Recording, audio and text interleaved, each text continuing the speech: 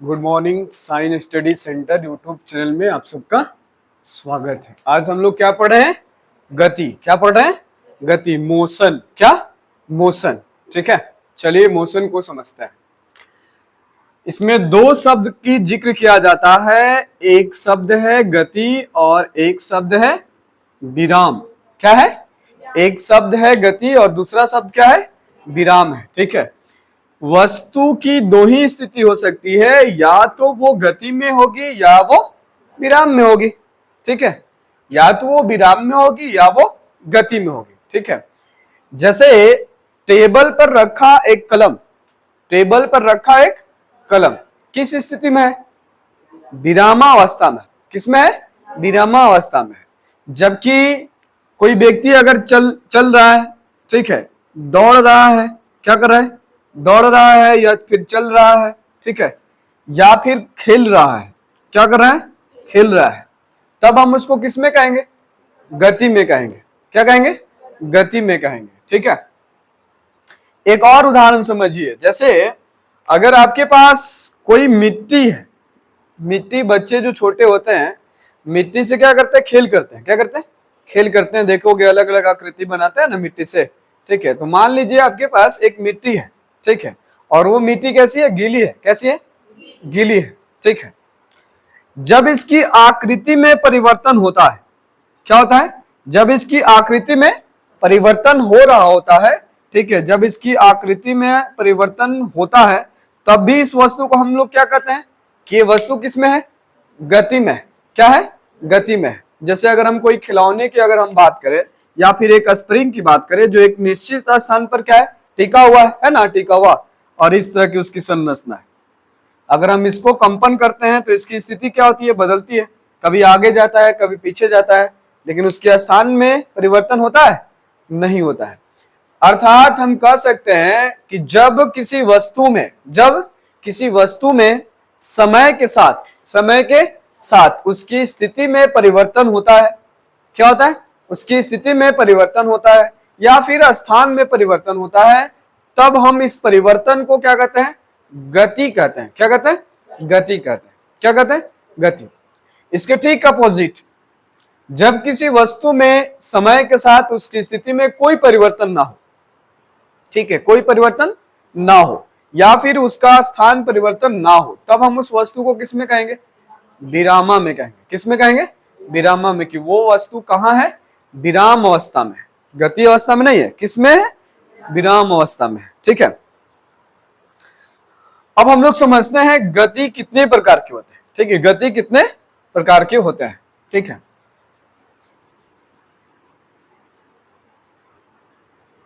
विरामा बहुत तरह का नहीं होता है। ठीक है, मतलब हम लोग आगे अगर कभी भी कहीं भी पढ़ेंगे तो जो विरामा अवस्था है, ठीक है, इसमें कई प्रकार के नहीं होते हैं। अब हम लोग पढ़ेंगे किसके बारे में? गति के बारे में। ठीक है, गति के बारे में पढ़ते हैं सबसे पहले कि गति कितने प्रकार के होते हैं। ठीक है, या फिर इसके वर्णन के बारे में पढ़ लेते हैं। आपका जो अगला टॉपिक है वो है गति का वर्णन। क्या है? गति का वर्णन। ठीक है, गति का वर्णन। हम लोग किसी भी गति का वर्णन, मतलब जो गति हो रही है उसको हम लोग कैसे बताएंगे, कैसे जिक्र करेंगे, ठीक है, उसके लिए हमें एक सरल रेखा लेनी होगी। क्या लेनी होगी? सरल रेखा लेनी होगी, और उस सरल रेखा पर एक हमें क्या लेना होगा? मूल बिंदु लेना होगा। क्या लेना होगा? मूल बिंदु लेना होगा। ठीक है, इस तरफ वाले को x अक्ष और इधर वाले को -x अक्ष। अगर स्थिति में परिवर्तन हो रही है या बढ़ रही है तब हम उसको क्या कहेंगे? धनात्मक। जब वो घट रही है तब क्या कहेंगे हम? ऋणात्मक। अर्थात हम जब उसकी गति तेज हो, क्या हो? तेज। जैसे मान लीजिए पहले वो 10 मिनट प्रति सेकंड था, लेकिन अब कुछ समय के बाद 20 मीटर प्रति सेकंड हो गया। उसकी चाल जो थी वो क्या हो गई? बढ़ गई। ठीक है, क्या हो गई? बढ़ गई। तब हम उसको क्या कहेंगे? प्लस में। लेकिन जब घटेगी तो क्या कहेंगे? माइनस में। हम इसको इस शब्द से भी समझ सकते हैं। एक को कहा जाता है मंद गति। कौन सी गति? मंद गति। ठीक है, और एक को कहा जाता है तीव्र गति। क्या कहा जाता है? तीव्र।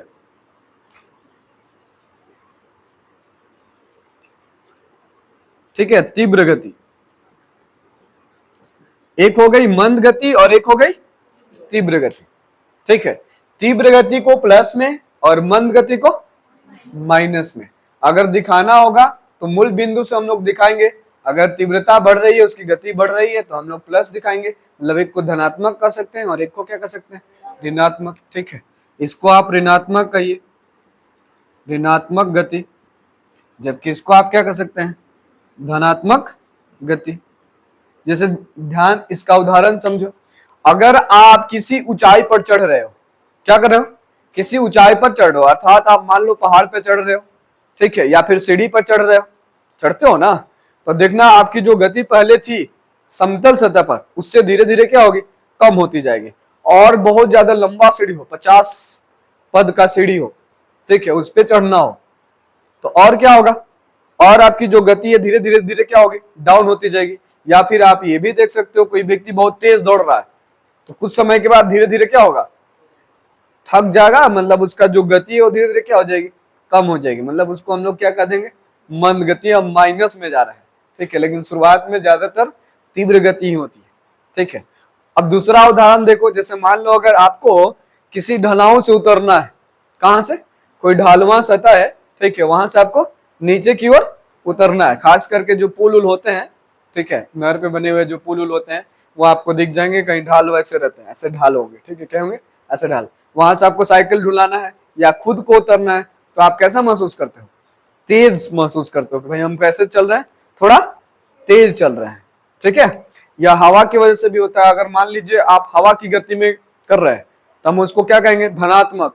अब देखो ना, हवा की गति में अगर साइकिल चलाओ, है ना, हवा की गति में अगर आप साइकिल चलाओगे तो आपकी जो गति होगी वो क्या होगी? बढ़ जाएगी। जबकि हवा के विरुद्ध अगर करो, चलाओ साइकिल, तो आपकी जो गति है वो क्या हो जाएगी? कम हो जाएगी। तो एक ऋणात्मक हो गई और एक क्या हो गई? धनात्मक हो गई। ठीक है, इस आधार पर हम गति को कह सकते हैं सरल रेखीय गति। कौन सी? सरल रेखीय। यहां हम लोग जिसका वर्णन कर रहे थे वो कौन सी गति की वर्णन कर रहे थे? सरल रेखीय गति की वर्णन कर रहे थे। ठीक है, दूसरी देखिए गति को, ये पथ के अनुसार हो गया। किसके अनुसार हो गया? पथ के अनुसार। ठीक है, पथ के अनुसार, पथ के अनुसार गति के प्रकार, गति के प्रकार। ठीक है, पहला हो गया सरल रेखीय गति। दूसरा देखिए वृत्तीय गति। कौन सी गति? वृत्तीय गति। ठीक है, वृत्तीय गति, इसको आप सर्कल मोशन भी कह सकते हैं। जैसे मान लीजिए कोई व्यक्ति गेंद को ऐसे गोल गोल क्या कर रहा है? घुमा रहा है। या फिर आप साइकिल गोल गोल घुमा रहे हैं। ठीक है, क्या कर रहे हैं? साइकिल गोल गोल घुमा रहे हैं। या फिर कोई सर्कस जब होता है तो वहां भी क्या किया जाता है? गोल गोल, जो कुआं होता है ना, मौत की कुआं, वहां भी देखोगे तो वो क्या करता है? गोल गोल घुमाता है। क्या करता है? गोल गोल घुमाता है कि नहीं? तो वहां कौन सी गति हो रही है? वृत्तीय गति। कौन सी? वृत्तीय गति। ठीक है, अगर पृथ्वी अपने अक्ष पर घूम रहा है, इसको भी आप क्या कर सकते हो? वृत्तीय गति कर सकते हो। ठीक है, जब अपने अक्ष पर घूमता है तब हम उसको कहते हैं घूर्णन गति। कौन सी गति? घूर्णन गति। ठीक है, लेकिन जब 365 दिन में अगर ये कर रहा होता है पूरा, तो इसको हम लोग बोलते हैं परिक्रमण। क्या बोलते हैं? परिक्रमण, या फिर हम लोग आम बोलचाल की भाषा में परिक्रमा भी कहते हैं, है ना, घूमना गोल गोल। ठीक, इस तरह से। तो यहां जो बल लग रहा है, ठीक है, जो गति हो रही है, एक केंद्र के सापेक्ष होगी। क्या होगी? एक केंद्र के सापेक्ष होगी। मतलब अगर आप गोल गोल घूम रहे हैं तो कोई ना कोई आपका क्या होगा? केंद्र होगा। क्या होगा? कोई ना कोई एक केंद्र होगा जिसके सापेक्ष आप गति कर रहे होंगे। ठीक है, इसलिए जब भी इस तरह का मुड़ान आता है, मान लीजिए कभी कभी सड़क भी ऐसी होती है, ऐसे होती है, ऐसे, ठीक है, तो हम लोग की जो गति होती है, साइकिल की गति हो, मोटरसाइकिल की गति हो, वो क्या होती है? हम लोग धीमा करते हैं कि तेज करते हैं? धीमी गति से करते हैं। क्यों? क्योंकि अगर हमने धीमी गति से क्रॉस नहीं किया, तेज गति से किया, तो हम कहां चले जाएंगे? केंद्र की तरफ। ऐसे जा रहे हैं ना, तो इधर की तरफ गिर जाएंगे या फिर हमारी साइकिल जो है वो दुर्घटना क्या हो जाएगी, ग्रस्त हो जाएगी। ठीक है। तो ये हो गई आपकी कौन सी गति, वृत्तीय गति। कौन सी, वृत्तीय गति। ठीक है। इसी तरह से आपने देखा घूर्णन गति। ठीक है।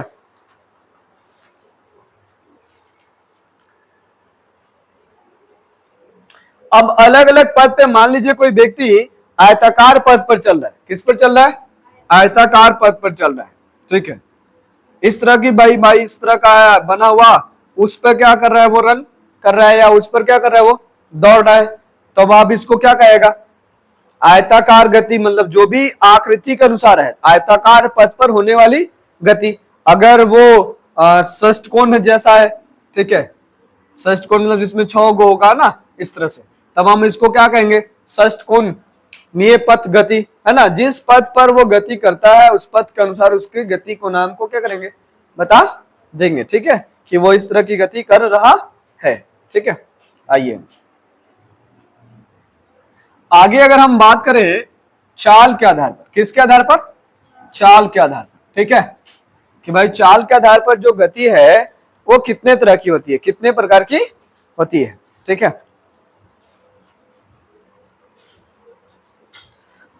अब देखो उस तरह की जो गति है, चाल के आधार पर अगर हम गति की बात करें तो वो 2 तरह की होगी। एक को कहते हैं समान, क्या, समान गति, और एक को कहेंगे असमान गति, जिसमें चाल हर जगह क्या हो, एक जैसा हो। क्या हो, एक जैसा। मान लीजिए यहां से हमें, यहां ए बिंदु से बी बिंदु तक हमें जाना है।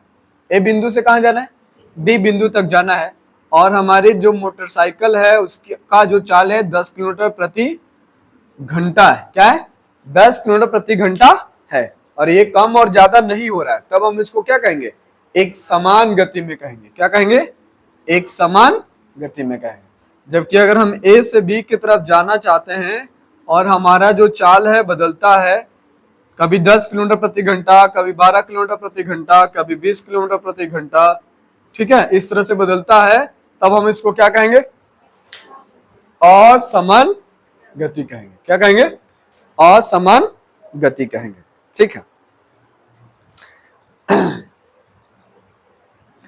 गति से संबंधित कुछ पद और भी हैं।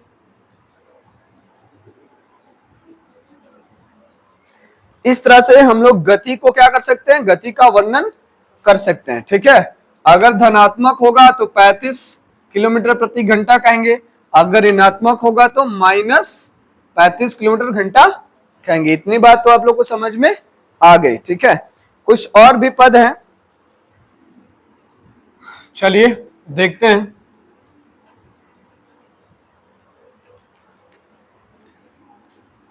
विस्थापन, क्या, विस्थापन। ठीक है। और दूसरी जो टर्म है वो क्या है, डिस्टेंस, दूरी। ठीक है, डिस्टेंस, डिस्प्लेसमेंट, डिस्प्लेसमेंट। ठीक है, एक विस्थापन हो गया और एक क्या होगी, दूरी। ठीक है।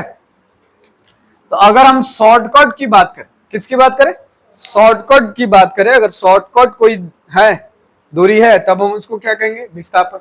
जबकि ऐसे जैसे मान लो अगर आपको 2 स्थान है, एक का नाम है और एक का नाम है बी, मतलब एक हो गया आरा जिला और एक हो गया बलिया जिला, है ना, 2 जिला हो गया, आरा जिला और बलिया जिला। हमको आरा जिला से बलिया जिला जाना है। ठीक है। रास्ता इस तरह से भी कुछ है। ठीक है, रास्ता कुछ इस तरह से भी है, यहां से भी होकर जा सकते हैं और यहां से भी जा सकते हैं। तो ये वाला जो दिख रही है उसको हम लोग क्या कहेंगे, विस्थापन, और इसको हम लोग क्या कहेंगे, दूरी। तो विस्थापन और दूरी में खास क्या अंतर है, विस्थापन में दिशा होती है, क्या होती है, दिशा होती है, जबकि दूरी में कोई दिशा नहीं होती है। अब देखो ना, यहां से चलना आरंभ करेगा तो कभी पूरब, कभी पश्चिम, कभी उत्तर, कभी दक्षिण हो रहा है, लेकिन इधर नहीं ना हो रहा है, इधर सीधा पूरब से पश्चिम की तरफ, पूरब से पश्चिम की तरफ। मतलब विस्थापन में दिशा होती है और दूरी में दिशा नहीं होती है। हाँ, विस्थापन दूरी बन सकता है, विस्थापन दूरी बन सकता है, जबकि दूरी कभी भी विस्थापन नहीं बनेगा। ठीक है, हाँ, कभी दूरी और विस्थापन बराबर भी हो सकता है। दूरी और विस्थापन क्या हो सकते हैं? बराबर। ठीक है, मान लो कोई वस्तु विरामावस्था में है तो उसकी दूरी और विस्थापन क्या है? 0 0 है। कितने? 0 0 है ना। तब हम कह सकते हैं कि दूरी और विस्थापन क्या है? आपस में बराबर है। क्या है? आपस में बराबर है। ठीक है, समझ में आई बात? चलिए, तो अगले क्लास में हम लोग आगे पढ़ेंगे चाल के बारे में। किसके बारे में? चाल के बारे में पढ़ेंगे। ठीक है, चाल क्या है, चाल के बारे में पढ़ेंगे, त्वरण के बारे में पढ़ेंगे। ठीक है, गति का मापन कैसे किया जाता है उसके बारे में हम लोग नेक्स्ट क्लास में पढ़ेंगे। ठीक है, चलिए, ओके, बाय।